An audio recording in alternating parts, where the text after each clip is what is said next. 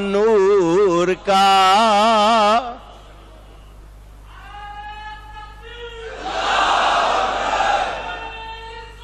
यार चचा कह रहे आपकी उम्र कम थी, पालने में थे, झूले में थे, लेकिन चांद से खेल रहे हैं, चांद हिल रहा है। हुजूर ने फरमाया चचा और भी सुनाऊं, और भी सुनाऊं? तूने तो चांद का हिलना सीखा उस वक्त जबकि मैं जमीन पर लेटा हुआ था। चचा जब मैं अपनी मां के शिकम में पेट में था, लोहे महफूज पर कलम चलता था, नहीं नहीं अर्श के सामने चांद सजदा करता था, मैं उसकी आवाज को मां के पेट में सुनता था। अल्लाह अकबर।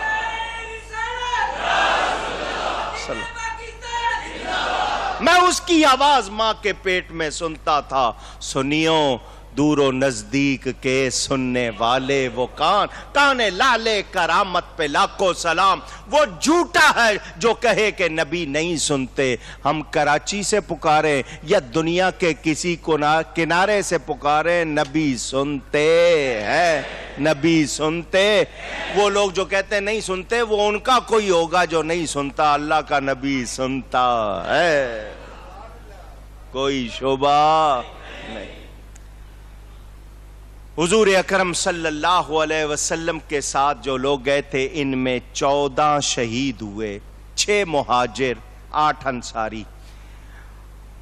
ये जो 17 तारीख रमदान की सूफिया उलमा अहले ईमान का तरीका, इन 313 के नाम लेते हैं, 2 रकत पढ़ते हैं, दुआ करते हैं, इन 313 के नाम लेकर जो जायज़ दुआ करो कबूल हो जाती है। मैं सिर्फ शहीदों के नाम ले रहा हूँ, दिल में कोई जायज़ तमन्ना कर लो।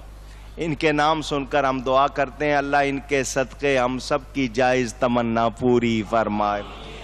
मुहाजिरों में 6 में से उमैर बिन अबी वक्कास, 16 बरस की उम्र थी, आपको मैंने बताया था। हुजूर सल्लल्लाहु अलैहि वसल्लम ने इनसे कहा था ना वापस जाओ, तो ये रो पड़े थे। ये वो सफवान बिन वहब, इनका नाम सफवान बिन बैदा भी लिखा गया।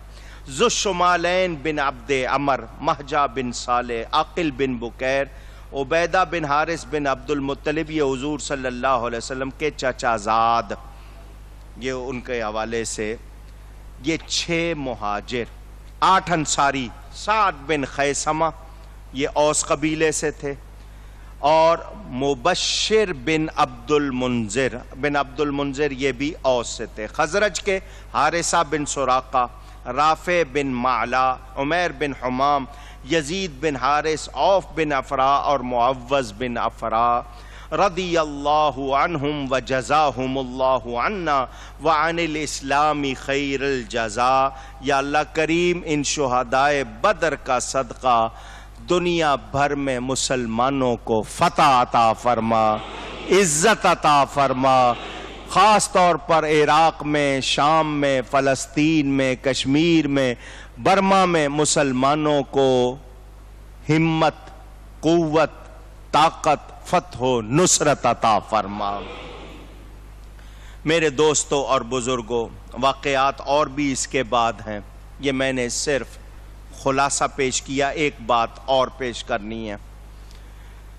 हुजूर अकरम सल्लल्लाहु अलैहि वसल्लम के बारे में काफिर उस वक्त भी और आज भी हर वक्त चालें बनाते हैं। उमैर बिन वहब बुत परस्त, बड़ा अय्यार चालाक शख्स, मक्का में मैदान बद्र में सबसे पहले इसी ने जंग की चिंगारी भड़काई थी।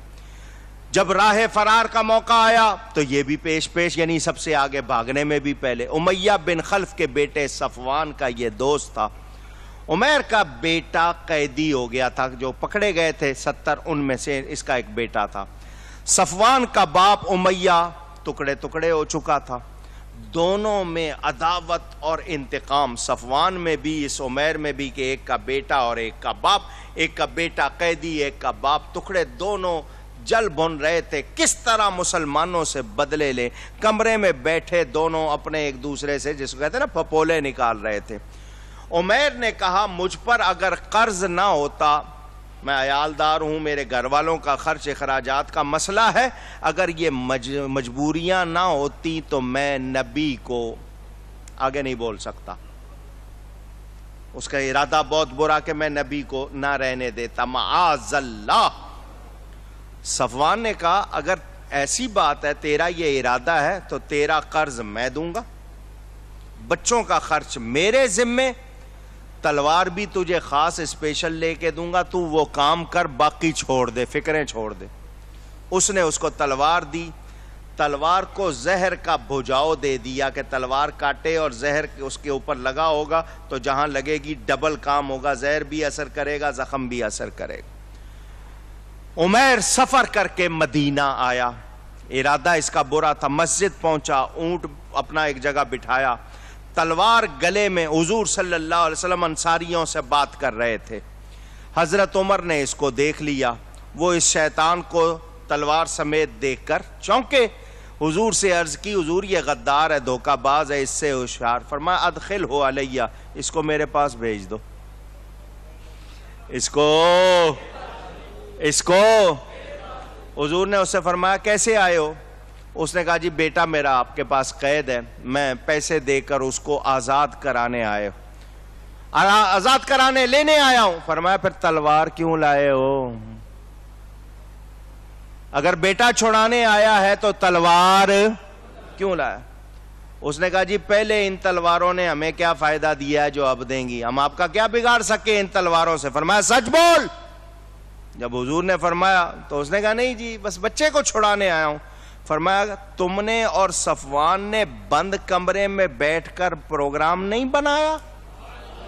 اس نے تیرا قرض اپنے ذمے لیا، تیرے بچوں کا خرچ ذمے لیا، تو میرے قتل کے ارادے سے نہیں آیا. اس نے کہا جی غلطی ہو گئی، میں اب تک بھول میں تھا، مجھے نہیں پتا تھا. قدم پکڑے مسلمان ہو گئے، پھر مجاہد بنائیے. میرے نبی پاک صلی اللہ علیہ وسلم نے دین پھیلایا ہے تو اپنی شان سے پھیلایا ہے، تلوار سے. مسلمانوں آج تم نے تلوار چھوڑ دی، اب تم پر تلوار اٹھا لی گئی ہے. جب تک تم نے تلوار اٹھائی ہوئی تھی تمہاری بات سنی جاتی تھی، تمہاری باتیں ہوتی تھی. اب تم نے تلوار چھوڑ دی، اب تم پر تلوار اٹھا لی گئی ہے. کبھی تمہارے مزاروں کو گرایا جا رہا ہے، کبھی تمہاری مسجدوں کو نشانہ بنایا جا رہا ہے، کبھی تمہارے شعائر کو نشانہ، کبھی تمہارے بے گناہوں کو نشانہ. مسلمان ہو تو اللہ کی راہ میں جہاد سے کبھی منہ نہ موڑنا. جس دن تمہارے اندر یہ غیرت آ گئی، کسی کافر کی تمہارے خلاف للکار کی جرت نہیں ہوگی. مجھے اور آپ کو ہمیں کیا ہے، ہمیں ڈرامے لگا دیے، رمضان کا مہینہ مینا بازار لگا دیے. ہم چھوٹی چھوٹی چیزوں کے لیے نہ نمازوں کی پرواہ، نہ ہمیں کسی اور چیز کی پرواہ. کہیں میچ لگا دیے ہیں کہ میچ دیکھو. یہ کیوں لگایا جاتا ہے؟ تاکہ آپ لوگ عبادت نہ کریں، دعا نہ کریں، کہیں نیک نہ ہو جائیں. میڈیا مافیا بن کر ہم پر سوار ہو گیا ہے، ان کی یلغار ہم پر ہو رہی ہے. تو بے غیرت بننا ہے یا مسلمان بننا ہے؟ کہا تو ہے آپ نے، لیکن اپنے اپنے گھروں میں بھی اور آپ بھی جائزہ لیں. ہماری عورتیں، ہمارے بچے کیا کر رہے ہیں، ہم خود کیا کر رہے ہیں. سنو، دنیا میں کتنا رہنا ہے؟ کسی کے پاس سرٹیفکیٹ ہے کہ اتنے دن رہے گا؟ سامان 100 برس کا، کل کی خبر نہیں، پل کی خبر نہیں. تو سوچو جس قبر میں جانا ہے وہاں کون مدد کرے گا؟ علامہ اقبال بھی کہتے ہیں فضائے بدر پیدا کر، فرشتے تیری نصرت کو اتر سکتے ہیں گردوں سے، قطار اندر قطار اب بھی. گردوں آسمان کو کہتے ہیں، فلک کو، کہ آسمان سے آج بھی فرشتے قطار در قطار آ سکتے ہیں. کب؟ جب تم بدر والے صحابہ کے نقش قدم پر چلو گے، ان جیسا ایمان لاؤ گے، پھر دیکھنا کیسے مدد ہوتی ہے. یاد رکھنا، ہم نے اگر اور بزرگ کو توجہ فرمائیں، ہم لوگ اگر غور نہیں کریں گے، اپنے آپ کو نہیں بدلیں گے، تو بتائیے کیا ہمارا ماحول درست ہوگا؟ پوچھ رہا ہوں، اونچی. تو آؤ آج سے عہد کریں، ہم سب مسلمان غیرت ایمانی کے ساتھ جیئیں گے، ہم عشق رسول کے ساتھ جیئیں گے، بے غیرت بن کر۔ 16 رمضان ہو گئی۔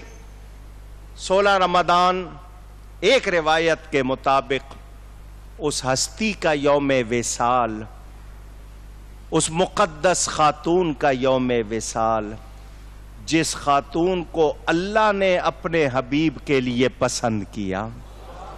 حضرت جبریل امین حضرت عائشہ کو ریشمی کپڑے میں لپیٹ کر لائے کہ اللہ نے اس کو دنیا و آخرت میں آپ کی بیوی بنایا ہے۔ حضرت ابو بکر صدیق کی یہ شہزادی میرے نبی پاک کی زوجہ محترمہ بنی۔ حضور اکرم صلی اللہ علیہ وسلم کی اس مقدس زوجہ محترمہ نے امت پر کتنا احسان کیا ہے۔ علماء کہتے ہیں اگر دین کے 3 حصے کیے جائیں، ایک حصہ حضرت عائشہ سے امت کو ملا ہے۔ حضور صلی اللہ علیہ وسلم کی 2000 سے زیادہ احادیث ان سے مروی۔ یہ تیمم کرتے ہو، یہ ان کا صدقہ، ان کی مہربانی، اور کتنے احکام ان کی برکت سے ملے ہیں۔ اور حضور اکرم صلی اللہ علیہ وآلہ وسلم کے ان کے بارے میں خود ارشادات، اور یہ وہ خاتون ہے کہ اللہ نے ان کی شان میں 17 آیتیں نازل کی ہیں۔ سورہ نور میں واقعہ عفق کے حوالے سے میں نے تراویح کے درس میں بیان کیا، اللہ نے ان کی شان میں آیتیں اتاری۔ یہ حضرت عائشہ صدیقہ رضی اللہ تعالی عنہ کا یوم وصال بھی ہے۔ فتح مکہ، مکہ مکرمہ حضور نے فتح کیا، خون کا ایک قطرہ نہیں گرا اور مکہ فتح کر لیا، تو اس کا موقع بھی ہے۔ لیکن میں نے آپ کے سامنے صرف 2 باتیں کرنی ہیں۔ ایک تو اعتکاف، 20 تاریخ کی شام سے لے کر چاند نکلنے تک، یہ 10 دن کا اعتکاف، بھلے 29 کو چاند ہو جائے ثواب 10 کا ہی ملے گا۔ یہ 10 دن کا اعتکاف سنت مؤکدہ علی الکفایہ، اگر محلے میں کسی ایک نے بھی نہیں کیا تو سارے گناہگار ہوں گے، کوئی ایک ضرور کرے، مرد مسجد میں، عورتیں کرنا چاہیں تو گھر میں۔ یہ آخری عشرے کا اعتکاف کیا جاتا ہے، تو اس لیے میں نے اس کے حوالے سے 2 باتیں کرنی ہیں۔ پھر ذکر کرنا ہے خلیفہ رابع مولا کائنات حضرت سیدنا علی کرم اللہ تعالی وجہ الکریم کا۔ تھوڑا سا آپ کا ٹائم اور لوں گا۔ مسجد میں عبادت کی نیت سے ٹھہرنے کو اعتکاف کہتے ہیں۔ حضور اکرم صلی اللہ علیہ وآلہ وسلم خود اعتکاف فرماتے تھے، اسی لیے یہ سنت مؤکدہ ہے، مگر علی الکفایہ۔ علی الکفایہ کا مطلب کوئی ایک کر لے تو سب کی طرف سے ادا ہو جاتا ہے۔ ابن ماجہ میں حدیث، یہ تمام نیکیوں کے برابر، یعنی جس نے اعتکاف کیا اس نے سب نیکیاں کر لیں، اس نے سب نیکیاں کر لیں۔ بیہقی میں حدیث موجود، راوی کا ہی نام سن لو پہلے، اس کو روایت کون کر رہے ہیں، بیان کون کر رہے ہیں؟ اس حدیث کو بیان کر رہے ہیں فخر کونین حضرت سیدنا امام حسین رضی اللہ تعالی عنہ، کہ حضور صلی اللہ علیہ وسلم نے فرمایا اعتکاف 2 حج اور 2 عمرے کے برابر ہے، یعنی جس نے اعتکاف کیا اس کو 2 حج اور 2 عمروں کا ثواب ہوگا۔ میرے دوستوں اور بزرگوں، جو لوگ اعتکاف بیٹھتے ہیں مسئلے پوچھ لیتے ہیں، میں نے صرف 2 باتیں کرنی ہیں۔ لازمی بات ہے روزہ رکھا ہوا ہے، مسجد میں ہے، تو گناہ کا تو تصور بھی نہیں۔ جتنا ٹائم گزارنا ہے کس میں گزارنا ہے؟ عبادت میں۔ درود شریف پڑھیں، قرآن پڑھیں، دین سیکھیں، موبائل نہیں سننا، سوتے نہیں رہنا، سوتے نہیں رہنا ہے، عبادت کرنی ہے۔ جیسے بچہ ماں کا پلو پکڑ لیتا نا، دامن، کہ جب تک دلاؤ گے نہیں چیز میں نے دامن نہیں چھوڑنا ہے، اسی طرح اعتکاف کرنے والا اللہ کا گھر پکڑ لیتا ہے، جب تک بخشش نہیں ہوگی اٹھنا نہیں ہے، اٹھنا تو بخشش لے کے اٹھنا ہے. اور پھر سب سے بڑا فائدہ شب قدر. 5 راتوں میں سے کوئی ایک رات ہے اور وہ ٹھہرا ہی مسجد میں ہوا ہے تو اس کو تو ملنی ہی ملنی ہے. دوسرے تو بازاروں میں گزار لیتے ہیں, اس کو ملنی ہی ملنی مسجد میں بیٹھا عبادت میں. تو یہ بہت بڑی نیکی ہے, کوشش کریں کہ اس کو محبت سے ادا کریں. کچھ لوگ پیسوں سے بچنے کے لیے کہ گھر والے فرمائشیں کریں گے اعتکاف بیٹھ جاتے ہیں, یا ایسے بچے کو بٹھا دیتے ہیں جو بہت تنگ کرتا ہے, چل بھائی جا تو اعتکاف بیٹھ جا. تو ایسا نہ. کچھ قرض والے قرض سے بچنے کے لیے بیٹھ جاتے ہیں کہ لوگ آ کے مانگے نہیں, ارے میں تو اعتکاف بیٹھا ہوں اب بعد میں ہی. تو ایسی حرکت نہیں, اللہ کے لیے بیٹھیں, صحیح لوگ بیٹھیں, صحیح عقیدے میں, صحیح مسجد میں بیٹھیں, اعتکاف کریں. یہ جو بہت سارا سامان لوگ اٹھا کے لے آتے ہیں, یہ اچھا طریقہ نہیں ہے. کلیکٹر کے پاس جاؤ, بادشاہ بلائے تو آپ کا سامان اٹھا کے لے کے جاؤ گے؟ تو یہ مسجدوں میں اتنا سامان لے آتے ہیں, صرف ضرورت کا سامان. مکہ مکرمہ مدینہ منورہ میں صرف ایک تکیہ, ایک کمبل, اور کسی چیز کی اجازت نہیں ہے. ایک تکیہ, ایک کمبل. یہاں لوگ ٹفن لاتے ہیں, بسترے لاتے ہیں, پتہ نہیں پورے پورے بیگ لاتے ہیں. تو اتنا سامان نہیں ہونا چاہیے. ضروری نہانے کے لیے خاص طور پر مسجد سے نہ نکلے. اگر انتظام ہے تو وہیں نہا لے, لیکن صرف نہانے کی نیت سے باہر نہیں نکلنا. نہانا منع نہیں ہے, حاجت ہو جائے تو پھر تو نہائیں گے, لیکن نہا سکتا ہے, لیکن صرف نہانے کے لیے باہر نہیں نکلے گا. گیا ہوا ہے استنجا خانے میں, ساتھ میں نہانے کا انتظام ہے, نہا لے, تو وہ منع نہیں ہے. اس کے لیے جو مسائل ہیں کہ مسجد میں بیٹھنا ہے, اگر اس مسجد میں جمعہ نہیں ہوتا تو دوسری مسجد میں جائے, مگر صرف جمعہ پڑھے واپس آ جائے, راستے میں رکنا نہیں ہے, یہ یاد رکھیں. کھانا پینا سونا سب اس کا مسجد میں ہو, مسجد سے باہر نہ ہو.